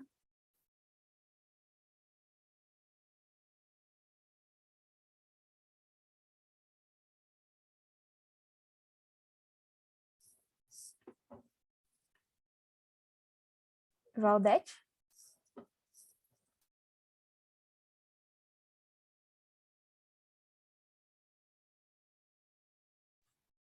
Tudo beleza. Obrigado. É que a Valdete tinha perguntado, não sei se é Valdete, acho que é, enfim. Ah, perfeito. Valeu. Obrigada pela pergunta. Certo. Depois que a gente gerou o modelo, como é que a gente vai saber se o modelo está bom ou não? A gente vai usar os chamados dados de teste. O que é isso? Basicamente, quando a gente está lá treinando nosso algoritmo, a gente tem dados que a gente usa para o treinamento, que a gente dá para o modelo lá, para o nosso algoritmo, para poder treinar, né? Que ele vai dizer, eu tenho aqui vários exemplos, e esses aqui são os rótulos dele. Melhore aí, cria um modelo para poder fazer classificação de exemplos que você não sabe o que é. Ok, ele criou, esses são os dados de treino. Os nossos dados de teste são aqueles com os quais a gente avalia o modelo. Como é que a gente avalia? Eu vou pegar esses dados, vou colocar no modelo, vou ver o que eles previram, o que o modelo previu, e aí eu vou pegar o rótulo desses dados que o modelo acabou de prever e vou comparar com o correto, certo? Esses dados são dados que a gente já tinha visto, mas o modelo não. Então, a gente não coloca eles no treinamento do modelo para que sejam dados de fato novos para o modelo, mas que a gente saiba qual que é o rótulo deles. Então, a gente não está usando, a gente está testando para ver o quão bom aquele modelo está sendo. Tá? E aí, a gente tem algumas métricas que a gente consegue medir o quão bom esse modelo foi. Tá? A principal delas é a acurácia, que a gente vê aqui. Quantos a gente acertou, dividido pela quantidade de exemplos, né? Então, digamos que a gente tenha 50 exemplos e eu acertei 25. Significa que a minha acurácia foi de 25%. Ou de 50%. Olha lá, já estou confundindo tudo aqui. De 50%. O que é esse TP, TN, enfim?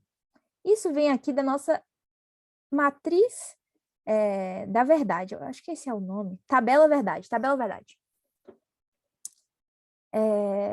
Então, se o nosso rótulo do programa for sim, e o classificação pelo algoritmo também for sim, ele vai contar aqui esse exemplo como verdadeiro positivo, ou seja, ele era sim e classificou sim. Então, ou seja, viveu e o programa disse que ele viveu. Já se ele morreu e o algoritmo classificou ele como que ele viveu, isso é um falso positivo, ou seja, o algoritmo diz positivo, mas não é verdade, ele errou. A mesma coisa aqui para se o algoritmo classificar não e for verdadeiro, então é um falso negativo. O algoritmo disse que era negativo, mas não era negativo. E o verdadeiro negativo é quando ele acertou, então verdadeiro, mas na outra classe, né? Na classe não. E aí, para cada um desses valores, então, aqui é como se você estivesse pegando, tipo, um exemplo. Aí você conta um aqui. Um exemplo ele classificou como falso negativo. Aí você conta um aqui. Aí outro exemplo, 2, 3, 4. São valores mesmo. Então, cada exemplo vai cair em uma dessas caixinhas, certo? E aí você vai pegar esses valores aqui gerados nessa tabela e colocar na fórmula para determinar as métricas. Então, acurácia, precisão, recall, F1 score, specificity. Em geral, a gente usa mais a acurácia, mas as outras também são importantes, a depender do problema que a gente esteja querendo tratar. Bem, hora da verdade, né? Como é que a gente implementa todas essas coisas? Vocês vão ficar positivamente surpreendidos, pelo menos eu acho. Para a gente dividir entre treino e teste, a gente usa uma função do sklearn, que é aquele pacote que eu comentei com vocês. Então, ele dividiu aqui metade dos dados para teste e metade dos dados para treino. Se a gente quisesse aqui 30% dos dados para teste, a gente coloca aqui 0,3. Se a gente quisesse 20% dos dados para teste, a gente coloca 0,2.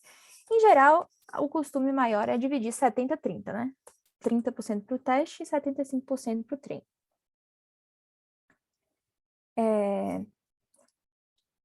Para a gente criar o nosso classificador, né, que é o nosso algoritmo, a gente vai instanciar uma classe do sklearn, que essa daqui eu tinha importado lá em cima. Deixa eu trazer ela para cá.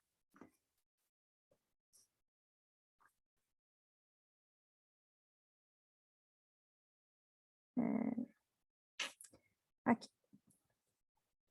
Então, isso aqui é uma classe do sklearn, que é para a gente criar um classificador KNN.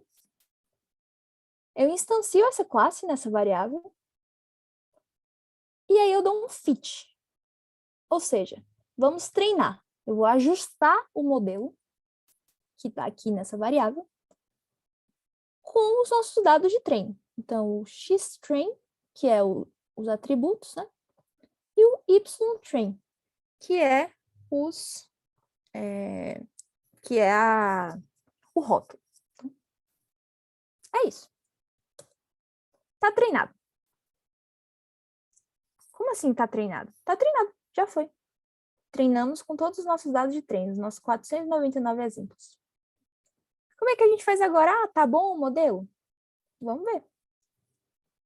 Então, a gente pega aqui a nossa função classification report. A gente prevê aqui todos os valores de y dos rótulos para a nossa base de teste, né? Então, 30% daquela nossa base inicial está aqui dentro. Ele vai prever.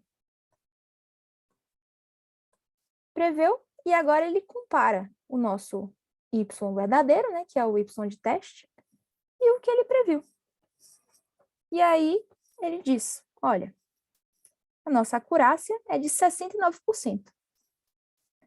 Dentro desse exemplo aqui. Já a precisão, o recall F1 score, que é esses valores, está tudo aqui. Tá vendo? 69% é bem ruim. Será que não daria para a gente melhorar? Ah, talvez se a gente tivesse, por exemplo, outras variáveis, né? Então, talvez, se eu não usar...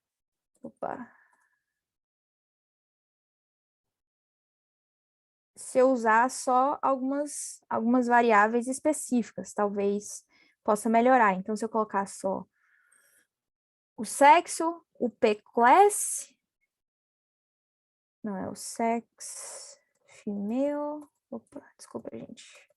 Female, p-class, sex male,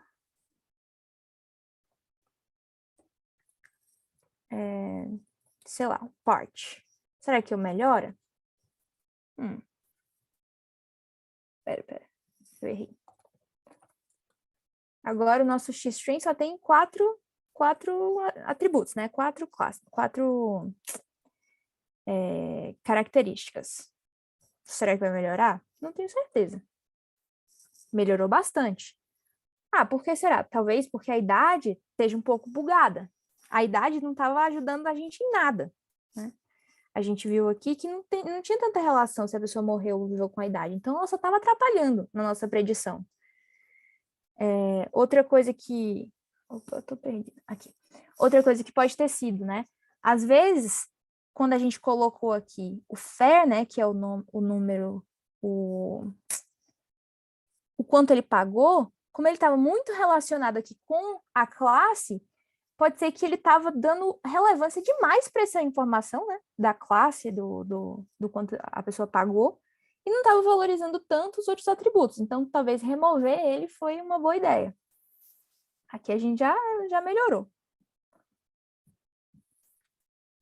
Então, essas são formas da gente tunar, né, que chama, o atributo para melhorar a performance aí do nosso modelo. E agora? A gente tem o naive Bayes, né, que é aquele das probabilidades. Como é que a gente faz? Do mesmo jeito. A gente importa ele, instancia a classe nessa variável e treina. Treinou. Depois a gente prediz, coloca as predições aqui no y e faz a classificação. Olha, aqui a gente teve agora 75%. Foi um pouco pior do que o KNN. Às vezes aqui a gente precisaria de mais variáveis, porque pode ser que esse algoritmo valorize coisas diferentes do algoritmo anterior. Isso tudo é importante da gente saber para melhorar os nossos resultados, entendeu? Em geral, a gente vai ver qual que é o algoritmo melhor, quais que são os atributos melhores para colocar dentro daquele algoritmo e fazer com que ele performe melhor. Tudo isso são análises que o cientista de dados tem que fazer, tá? Aqui eu estou mostrando diversas possibilidades para vocês. E a outra aqui é a árvore de decisão. A gente importa aqui tree, a gente instancia o decision tree classifier, e aí tem diversos critérios, né? A gente trabalhou com entropia, então eu coloquei entropia aqui, mas tem outras formas de medir a incerteza. E eu coloquei aqui que a altura da árvore é 4. Por quê? Eu vou mostrar para vocês daqui a pouco. Aqui a gente teve 77% de acurácia. E o mais legal de tudo aqui da árvore de decisão é que a gente consegue ver as regras que ele criou, certo? Então, aqui a gente tem o número de irmãos. Eu coloquei isso lá. Não, ué. Só um minuto, gente.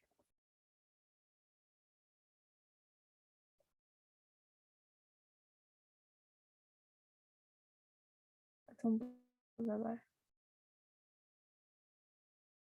Aqui, entendi. Ok. Desculpa.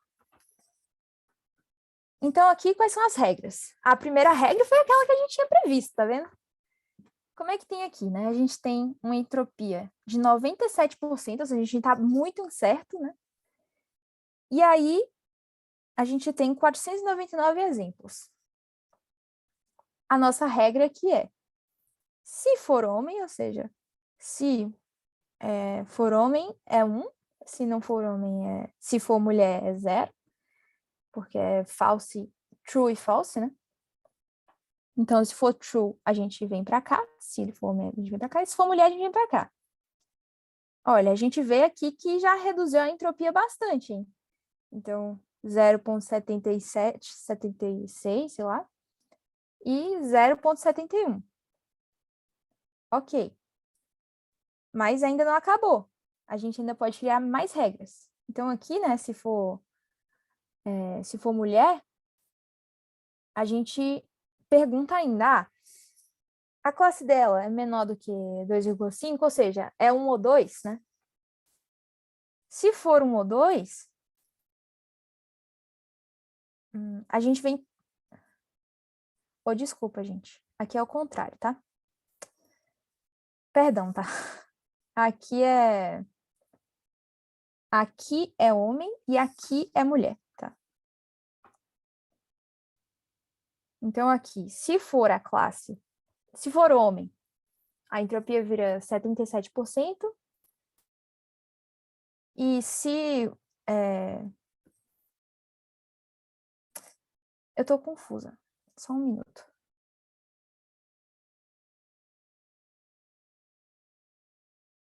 Não, eu falei certo primeiro.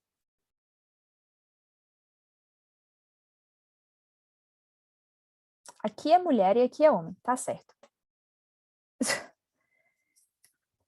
Aqui é mulher. Se for mulher, que a gente tem menos mulheres, 179 mulheres, a gente pergunta agora, a classe é 1 ou 2? Se for 1 ou 2, a gente vem para cá. Se for 3, a gente vem para cá. E a gente vê que, se for mulher e da classe... Não.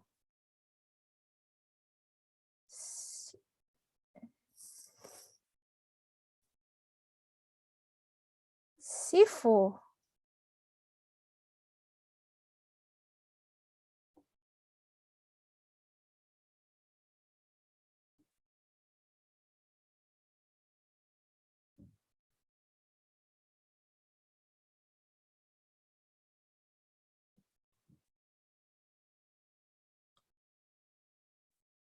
É o contrário. Se for mulher e daquela classe melhor, né? A chance é muito maior de sobrevivência. Então, a gente já tem aqui, tipo, uma entropia super pequena. Porque a gente tem maior certeza de que se aparecer aqui, ele já... Ele sobreviveu. Se for para o outro lado, a gente não tem uma entropia tão boa. Mas a gente vai dividindo mais e criando mais regras até a gente ter um final aqui, né? Essa árvore poderia ir muito além, criando muito mais regras, tá? Então, aqui eu determinei que o máximo da altura dela era 4. Então, 1, 2, 3, 4. Então, 1, 2, 3, 4. Então, só 4 separações de dados. Mas se a gente, tipo, tirar isso aqui, ele vai determinar a quantidade que ele quiser para a altura da árvore. E aqui, por exemplo, ele criou, tipo, muito mais regras, tá vendo?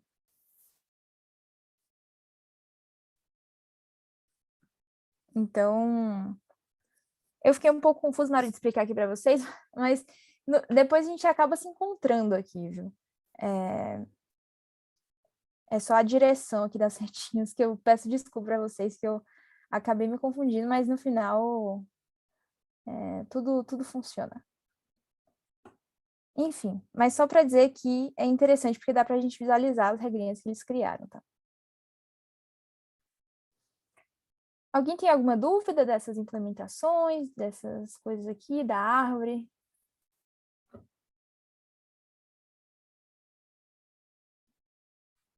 Tranquilo, professora. Quê? Tranquilo. Tranquilo? É bem interessante, eu amo isso aqui, é muito legal. Bem, era isso que eu tinha para mostrar para vocês hoje. Espero que vocês tenham gostado, entendido um pouquinho mais aí de ciência de dados. No final das contas, a gente conseguiu passar por essas etapas aqui, né? De coleta, limpeza, análise exploratória, construção do modelo, e utilizar essas informações para prever se a pessoa morreu ou não, né? Nesse caso do Titanic, não é tão útil esse modelo que a gente criou, porque não vai surgir pessoas novas, né? É só um exemplo para aprendizagem. Mas outros tipos de exemplos para análise preditiva podem gerar muitas coisas úteis, né? Então, por exemplo, a gente classificar se alguém vai querer comprar aquilo ou não, um produto qualquer. A gente tem muitas empresas que usam ciência de dados para o seu dia a dia. inclusive modelos de classificação, e modelos de classificação simples, que não precisam de muitos dados para serem treinados. Então, aqui, né, a gente tem aqui 700 e poucas linhas de dados, e isso é bem pouco dado, né? A gente chamaria isso aqui de small data, né, da vez passada. Não é big data. Então, mesmo com poucos dados e qualquer coisa assim, dá para fazer coisa bem legal, sabe? Professora, tem uma dúvida. Diga. Quem domina essa análise de dados? Uhum. Quem aprende e domina, né? Consegue alguma vaga de, tipo, de entrada, assim? Alguma oportunidade nessa área? Sim, tem muitas oportunidades. Essa área é uma das áreas que estão mais em alta, assim. Inclusive, vaga para júnior, vaga para trainee. Tem bastante coisa, viu? Pesquisando, dá para... Inclusive, tipo, empresa grande, sabe? Tipo, Google. Não, eu não formulei direito a pergunta. Tipo, sem faculdade, sabe? Ah, sim, consegue. Não conta muito, não. Eu acho que empresa menor vai acabar contando mais. Mas se você pegar uma empresa, sei lá, mediana, em geral, eles não valorizam tanto isso. Se você tiver um portfólio legal, eles não consideram. Eu tenho uma amiga bem próxima que ela não tem faculdade nenhuma e ela trabalha com isso já há vários anos. Hoje em dia ela é, tipo, sênior, cientista de dados sênior em uma empresa, já passou por vários lugares, é super respeitada e não tem faculdade, sabe? Então, Nossa. o importante é você estar dentro da área, entendeu? Então, sei lá, ir para eventos, fazer um portfólio bem legal, sempre conversar com gente. Uma coisa muito relevante nessa área é o processo de networking, né? Se você tiver conexões, né, você acaba tendo até acesso a, tipo, vagas que nem estão disponíveis, sabe? Se a pessoa falar, eu tenho uma indicação aqui na empresa. Em geral, o pessoal valoriza bastante isso, entendeu? Ah, Nessa área, assim. é porque pelo que eu vejo as vagas dessa área no LinkedIn parece inalcançável. Eles pedem tanta coisa para júnior É mesmo. que é tipo, é bizarro. O pessoal da RH não sabe direito fazer as coisas, sabe? Honestamente, tipo, ele só tá com um monte de coisa lá. Mas assim, se você falar, olha, eu sei Python, eu sei Pandas, eu sei sklearn, eu sei NumPy, eu sei modelagem de dados, eu sei estatística, eu sei Matplotlib. Nossa, isso já, tipo, se você passar daquela fase inicial de olhou para o seu currículo e não te dispensou automaticamente, porque às vezes tem isso, não tem jeito. Mas se alguém pegar o seu currículo e vai falar, olha, esse aqui sabe do que tá falando, colocou algumas coisas relevantes aqui. Não precisa saber tudo aquilo, sabe? É tipo bizarro, assim, aquelas vagas todas. Tem um livro muito legal, que é esse aqui, ó, Data Science do Zero. Ele é super interessante, ele é todo com exemplos, e ele explica Data Science, ciência de dados, do zero mesmo, assim, sabe? Com Python, e aí você vai ter todos esses algoritmos que eu falei para vocês, você vai ter estatística, vai ter probabilidade, e tudo de forma bem acessível, assim. Eu recomendo. Eu acho que vocês Do conseguem, zero. assim, acho não, com certeza vocês conseguem baixar um PDF do livro, assim, de graça, assim, pirateado da internet. A, a, a produtora é Alta Books, Acho que é a editora, mas do é da Joel O'Reilly. Gruss. Joel Gruss. É isso aí. Essa aqui é a segunda edição, que é mais nova, mas a primeira edição é bem fácil de achar e é bem parecida. Ah, beleza. Recomendo bastante, esse livro é muito bom. Tem um outro livro, que esse eu acho que a segunda edição vai ser mais difícil de você encontrar. Eu não tô com ele aqui do lado. Mas ele tá ali atrás. É Inteligência Artificial, uma abordagem de aprendizado de máquina. Ele é mais voltado para a inteligência artificial, mas também está dentro do panorama de ciência de dados.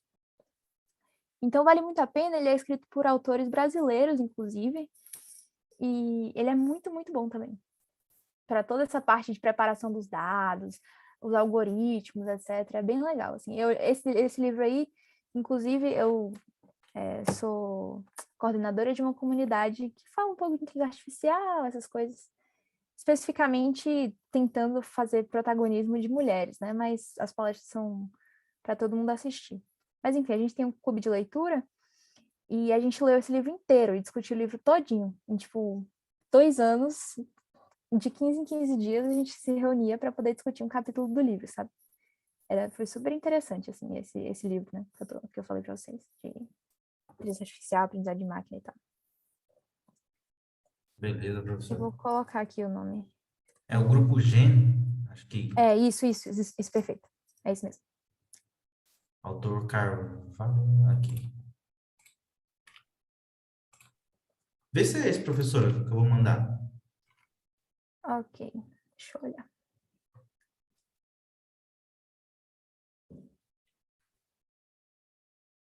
É esse aí mesmo. Mas assim, um passarinho me disse que se você pesquisar o PDF, você encontra. Ah, tá. Ai, ai. Mas alguém tem alguma dúvida, alguma coisa para comentar? O que vocês acharam? Muito louco? Muito louco, eu sei, mas espero que tenha dado para fixar alguma coisa. Muito louco, vou ter que rever de novo essa aula.